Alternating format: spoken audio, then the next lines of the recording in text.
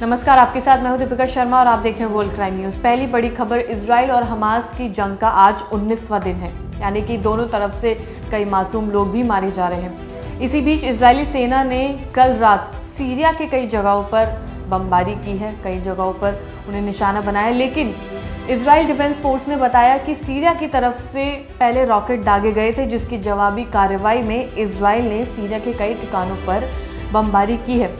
इसी के साथ यूएन ने इजराइल हमास जंग में सीज फायर की मांग की है। इसके अलावा यूएन के चीफ ने फिलिस्तीनी में जो इस जंग में मारे जा रहे हैं फिलिस्तीनी, उनको बताया है कि कई मासूम लोगों की इसमें जान जा रही है और ये युद्ध रुकने का नाम नहीं ले रहा है। इस पर बड़े एक्शंस लेने की ज़रूरत है, पर अभी तक ऐसा कुछ भी होता हुआ नज़र नहीं आ रहा है। इसके अलावा वर्ल्ड हेल्थ ऑर्गेनाइजेशन ने कहा है कि फ्यूल की कमी के चलते गाजा के 6 हॉस्पिटल्स को बंद कर दिया गया है, क्योंकि उसमें कई लोग भी मौजूद हैं। इसके अलावा अगर ऐसा फ्यूल नहीं आया जाता है तो जो डायलिसिस पर लोग हैं उनकी मौत हो सकती है। इसके अलावा 130 प्री मैच्योर बच्चे हैं जिनकी जान जा सकती है। अगर हालात नहीं सुधरे तो आईसीयू में जो लोग मौजूद हैं उनकी भी जान जा सकती है।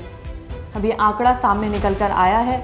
गाज़ा पट्टी पर कई चीज़ें पहुंचाई जा रही, लेकिन फ्यूल अभी तक वहां नहीं पहुंचा, ऐसी रिपोर्ट सामने आ रही है। खाने की चीज़ें, पीने का पानी पहुंचाया जा रहा है, कई ट्रक्स उस जगह पर पहुंचाए जा रहे हैं, लेकिन फ्यूल की वजह से कई अभी तक दिक्कतें सामने आ रही हैं।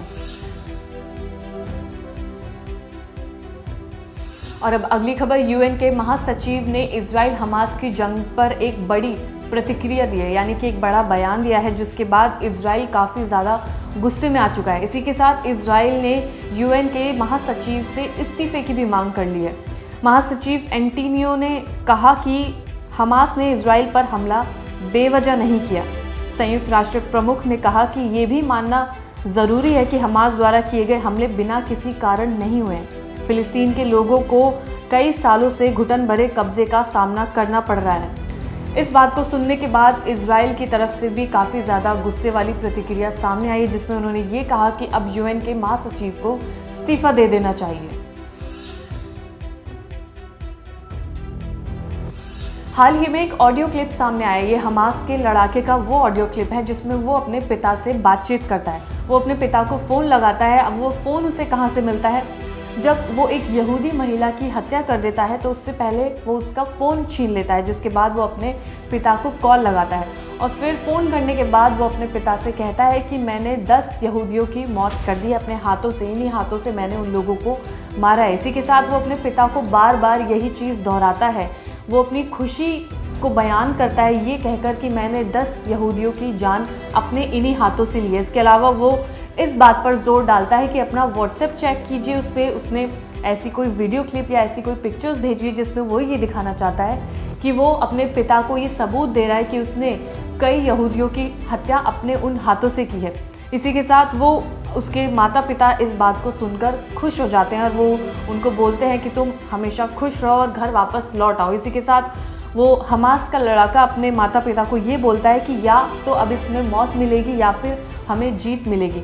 वो काफ़ी ज़्यादा खुश नज़र आता है और ये खुशी वो अपने माता पिता के साथ साझा करना चाहता है। और वो ये भी अपने फ़ोन पर बताता है कि इस वक्त वो जिस घर में है और वहाँ पर एक उसका पति भी मौजूद है उस महिला के साथ, दोनों ही यहूदी होते हैं। उस कपल को वो जान से मार देता है, जिसकी खुशी वो अपने माता पिता के साथ शेयर करता है।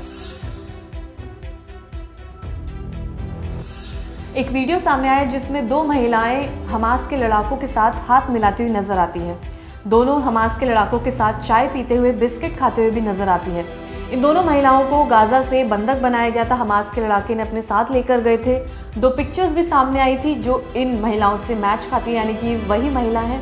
इसी के साथ हमास के लड़ाकों ने ये कहा है कि अगर इजराइल ये हमले नहीं रोकता है तो वो किसी भी बंधक को रिहा नहीं करेगा। इन महिलाओं के पति उनकी बंधक बने हुए हैं, उन्हीं के पास है, हमास के लड़ाकों के पास, लेकिन इन महिलाओं को रिहा कर दिया गया है। रात के वक्त इन्हें रिहा किया गया है। इससे पहले भी 2 महिलाओं को हमास के लड़ाकों ने रिहा किया था। तो फिलहाल उनका यही कहना है कि अगर इजराइल इन हमलों को नहीं रोकता है तो वो किसी को भी रिहा नहीं करेगा। और अगली खबर रशिया से आई है, जहां पर हाल ही में एक खबर सामने आई थी, एक रिपोर्ट सामने आई थी जो सभी सोशल मीडिया प्लेटफॉर्म पर भी दिखाई गई थी। वो ये कि रशिया के राष्ट्रपति पुतिन को दिल का दौरा पड़ा है, लेकिन अब क्रेमलिन के प्रवक्ता ने इन सभी चीज़ों को खारिज कर दिया है कि पुतिन को कोई भी हार्ट अटैक नहीं आया था, वो कहीं पर भी नहीं गिरे थे। सभी इन तमाम दावों को खारिज कर दिया गया है। उन्होंने कहा कि वो बिल्कुल ठीक हैं। हंसते हुए उन्होंने बताया कि ये तमाम खबरें अफवाह के लिए फैलाई गई थी। दरअसल ये रशिया के टेलीग्राम पर इस खबर को लाया गया था, जिसके बाद ये सभी सोशल मीडिया प्लेटफॉर्म पर दिखाई गई थी, यानी कि कई न्यूज़ पोर्टल्स पर भी दिखाई गई थी कि पुतिन को हार्ट अटैक आया है, वो अपने बेडरूम के ज़मीन पर गिर चुके हैं, उन्हें इस तरीके की गंभीर हालत है। लेकिन ऐसा कुछ भी नहीं हुआ है। इन सभी दावों को खारिज कर दिया गया है। रशिया के राष्ट्रपति पुतिन इस वक्त बिल्कुल ठीक हैं और ऐसा कुछ भी नहीं हुआ है। इसी के साथ एक और चीज़ भी सामने आई थी कि बॉडी डबल्स की सूचना भी आई थी, यानी कि पुतिन की जगह कोई और शख्स था। इस दावे को भी खारिज कर दिया गया है कि ऐसा भी कुछ नहीं हुआ था। इन सभी दावों को हंसते हुए बताया गया है कि ये सभी फेक न्यूज़ है, फेक न्यूज़ फैलाई गई है। तो फेक न्यूज़ ना फैलाने के लिए भी उन्होंने अर्जी की है। सोशल मीडिया पर इस खबर को काफ़ी ज़्यादा फैलाया गया था, तो उन्होंने कहा कि इन सभी खबरों को जांच करने के बाद ही आगे पहुंचाया जाए। फिलहाल इस न्यूज़ बुलेटिन में इतना ही। ताज़ा खबरों के लिए देखते रहिए क्राइम टाइम।